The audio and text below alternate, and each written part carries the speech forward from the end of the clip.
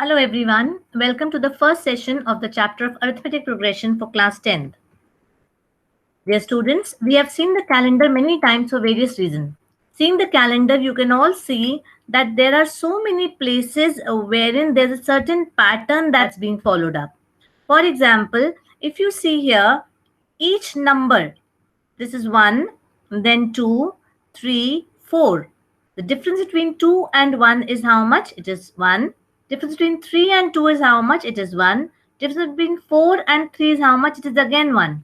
If you see, for example, the numbers vertically, 5 and 12, the difference is how much? Number 7 is the difference. 12 and 19, again there's a difference of 7. 19 and 26, again there's a difference of 7. Let's take it up. If we go from here, 27 to 20, difference of 7 again. 20 to 13, again it is reducing by 7. 13 to 6, difference of again 7. Let us see the numbers now diagonally. If I see this diagonal line here, 6, 14, 22 and 30. Difference between 6 and 14 is 8. 14 and 22, again difference of 8. 22 and 30, again the difference of 8. Let us go on and take one more diagonal. 2 and 10, difference of 8. 10 and 18, a difference of 8. Again, now take the diagonal in the other direction. Let us take the diagonal in the other direction. 3 and 9, difference is 6. 9 and 15, difference is again 6. 15 and 21, difference is again 6. And 21 and 7, 27, difference is again 6. Let us take another diagonal. 1, 7, 13 and 19. See the difference. 19 and 13, difference of minus 6. 13 and 7, difference of again 6. And 7 and 1, again a difference of 6. So every time if you see any portion of the number, be it horizontally, be it vertically, be it diagonally, there is always a difference, a constant difference that is being followed in the pattern. So all these numbers, if I take the ones that are having this property, that this unique property, that the numbers are increasing with a constant number, form an arithmetic progression. I say that a sequence of numbers which exhibit the property are called the arithmetic progressions. For the definition, an arithmetic progression is a list of numbers in which each term is obtained by adding a fixed number to the preceding term except the first term. This fixed number is called the common difference of the AP and is denoted by D. Note the common difference can be positive, negative, or even 0. The finite AP has a finite number of terms, whereas an infinite AP will have an infinite number of terms. Let us denote the first term of an AP by A or A1, the second term by A2. The nth term therefore comes out to be AN. And the common difference comes, let it be as D. So I get the AP as A1, A2, A3 up till AN. And here, since it's an AP, the difference between these two consecutive numbers, A2 and A1, will be same as the difference between these two consecutive terms, A3 minus A2, this will be same as A4 minus A3 and so on. Hence, for an AP, A2 minus A1 will be equal to A3 minus A2 will be followed by the difference between the consecutive terms will always be same, and hence AN minus the term before that, that is AN minus 1, that will be equal to the common difference as D. So I can say that the second term, if I have the terms as A1, A2, A3, A4, the second term is obtained by adding D to the first term. So the second term comes out to be A plus 1D. If you take the third term, it is equal to the second term plus D. That means it is equal to how much? Second term was how much? Second term was A2. A2 plus D, and A2 is how much? A2 is A plus D, and A plus D comes out to be how much? I get A3 comes out to be A plus 2D. Similarly, A4 is equal to A plus 3D and so on. Now, what have you observed? A1 was A, A2 is A plus 1D, A3 is A plus 2D, A4 is coming out to be A plus 3D. That means I will get the nth term as how much?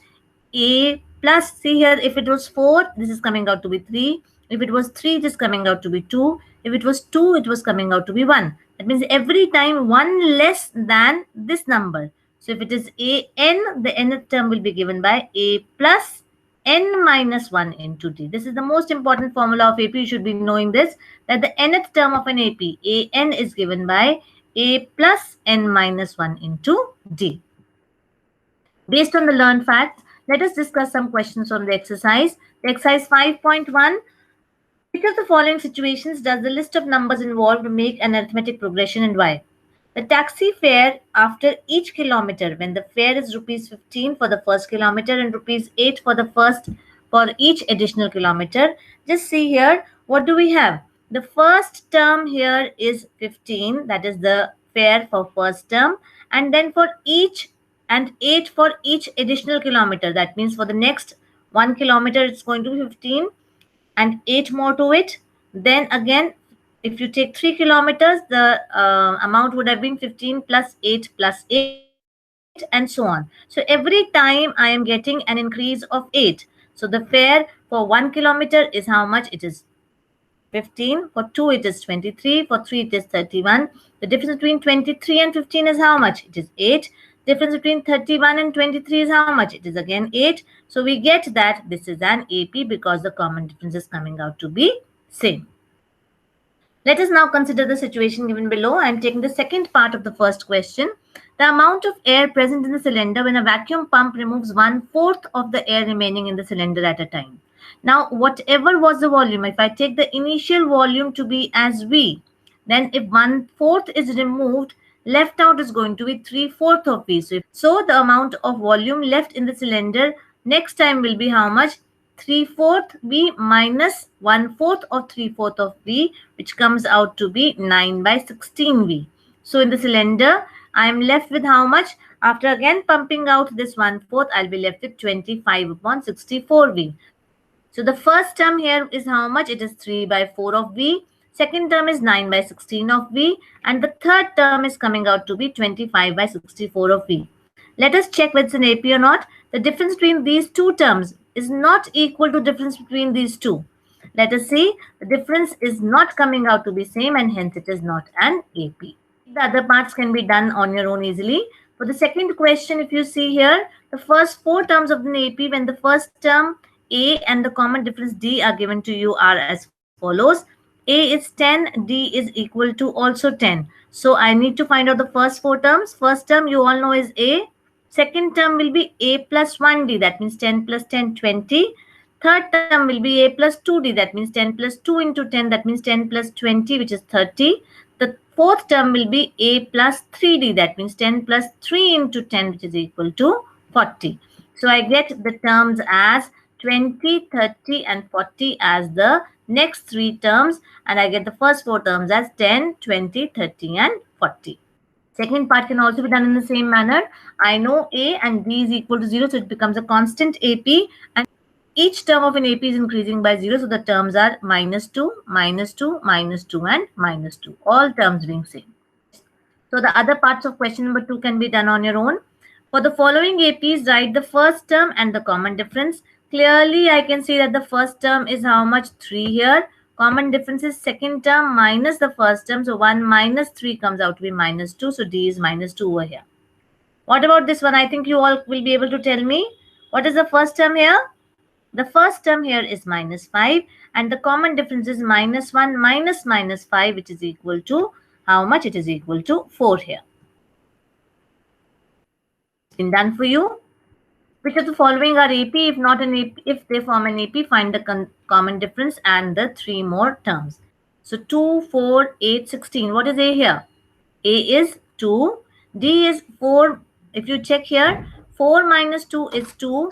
8 minus 4 is how much? It is equal to 4. Since A2 minus A1 is not coming out to be A3 minus A2, hence it is not an AP. So I will stop here. I will not go ahead. Then I can take out the sixth part of the question. If you see here, A2 minus A1 is 0.22 minus 0.2, which is equal to 0.02. Next, A3 minus A2 is how much? 0.222 minus 0.22, which is again not equal to 0.22 minus 0.2. So hence again it is not an AP. So both the cases we found out it's not an AP. Let us take the 12th part now. A is what? It is root 2. A2 is what? Root 8. A3 is root 18. Can I simplify root 8? Yes, it can be simplified to 2 root 2. Similarly, A3 can be simplified to 3 root 2.